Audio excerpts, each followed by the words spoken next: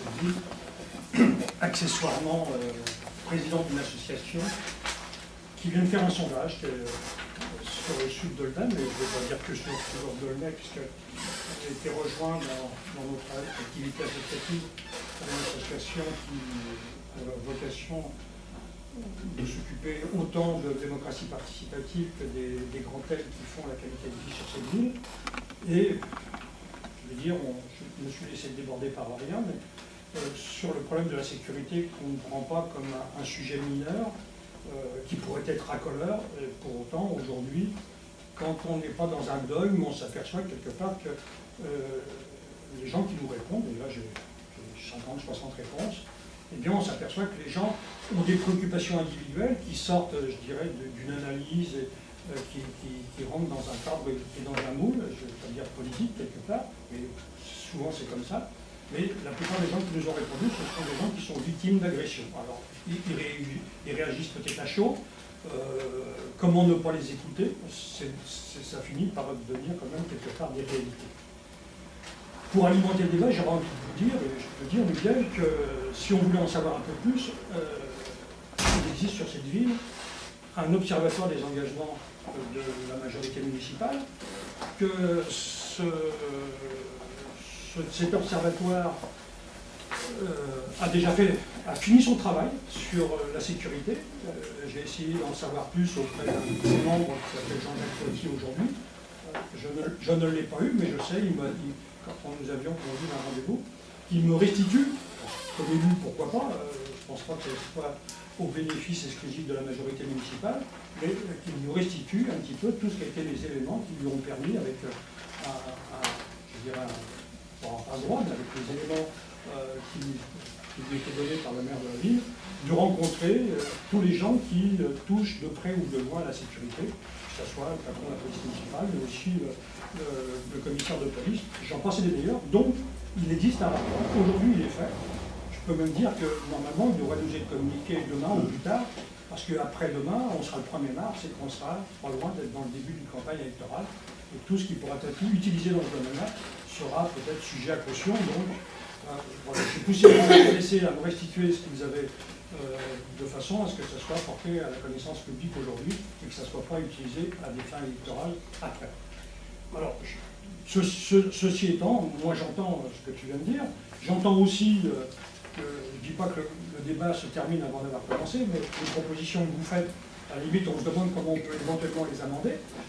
Nous, on va faire ce travail-là. Le mois prochain, on va réunir notre assemblée générale et on va partir de ce thème-là, mais sans aucun a priori au demeurant. Parce qu'on n'a pas de raison d'en avoir, même si on sait par rapport à ce qui était évoqué par rapport à l'enquête Ipsos, que effectivement, il y a quand même une forte préoccupation des Olympiens au problème de sécurité. J'ai trouvé des choses, je dirais, qui sont anecdotiques quelque part. Mais quand on les prend bout à bout, on s'aperçoit que les choses doivent être traitées. J'ai eu à rencontrer le directeur de Monoprix. Le problème de la sécurité dans son magasin est quelque chose de majeur.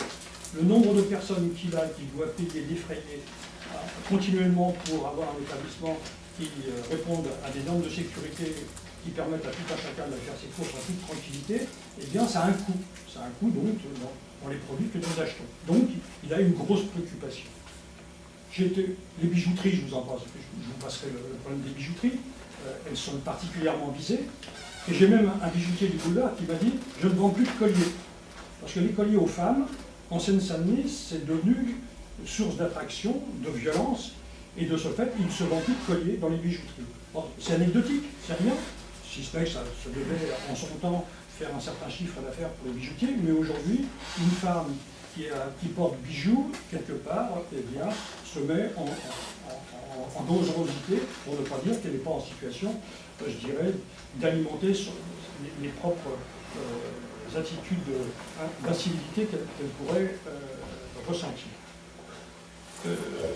On a abordé une autre thématique, celle de ce qui représente le coût de l'investissement personnel pour tous ces gens dont vous pouvez voir, parce que je ne suis pas le dernier, vous n'êtes pas les derniers non plus à distribuer des tracts, je le fais plus dans le sud d'Aulnay, et donc dans des gens qui sont propriétaires, qui ont des petites maisons, et je me suis aperçu que après l'affaire de la police municipale et de la société Securitas, qui, en lieu et place de la police municipale, assure le service depuis le 1er octobre de la surveillance et du relais à partir des installations, et bien que non seulement il y aura un léger surcoût, et on ne connaît pas totalement, loin s'en faut, quels sont leurs délais d'intervention, mais au-delà de ça, les conditions d'arrêt du travail de la police municipale a été un vrai problème pour les 300, 400, 500 personnes qui étaient jusque-là accordées à la police municipale. Ça a un coût, tout un chacun a envie, sous une forme ou sous une autre, même avec du bluff, d'être sécurisé. Je sais que la société Promitech, pour ne citer qu'elle, pour ne pas faire sa publicité, faute d'avoir une installation chez un certain nombre de personnes, et bien mettre des autocollants sur les boîtes aux lettres pour laisser à penser que le propriétaire de la boîte aux lettres est protégé par sa société. Et parce que il y a eu une profusion que j'ai constatée et qui n'est pas le fait du hasard. Est-ce que c'est un placardage uniquement commercial ou une réalité? Si c'est une réalité, il y a eu une transformation du nombre de personnes qui investissent sur leur denier pour être sécurisés. Et à la fin du compte, après, il y va, je dirais, des impôts en termes de police municipale, mais il y va aussi de ce que tout un chacun est décidé à mettre sur son budget familial pour se sécuriser individuellement. Donc voilà ce que j'avais envie de dire en introduction. Non pas que j'ai envie forcément de revenir dans la discussion tout à l'heure, mais le sujet de la vidéosurveillance est forcément quelque chose qui doit faire débat et qui ne peut pas s'arrêter au fait d'être contre. Il y a des lieux publics d'une certaine importance, je pense au lycée, au collège, aux lieux à forte fréquentation, où il y a une forme d'insécurité qui règne. Eh bien, il y a lieu quelque part de calmer un petit peu la donne au travers du fait de savoir que tout un chacun puisse savoir qu'il y a effectivement un risque non seulement de se faire prendre, mais aussi d'être reconnu, et qu'à la limite, si ça a un côté dissuasif, eh bien, des fois, on peut aussi se demander si le coût de cette protection supplémentaire n'est pas rendu nécessaire pour qu'on soit effectivement dans une ville apaisée. Voilà. Le débat, je l'ai déjà entendu, celui qui consiste à parler de sentiment d'insécurité ou de sécurité réelle. Aujourd'hui, je pense que les chiffres, malheureusement, sont là pour dire que ce problème-là est au cœur d'une des préoccupations que nous avons sur cette ville. On ne peut pas stigmatiser les gens qui s'en occupent. Pour mémoire, on n'est pas les seuls. Je vois Stéphane Fleury qui, avec un de ses amis, a engagé une démarche dans ce sens-là. Celle que vous faites ce soir nous fait être là aussi. À la limite, on se retrouve naturellement à échanger.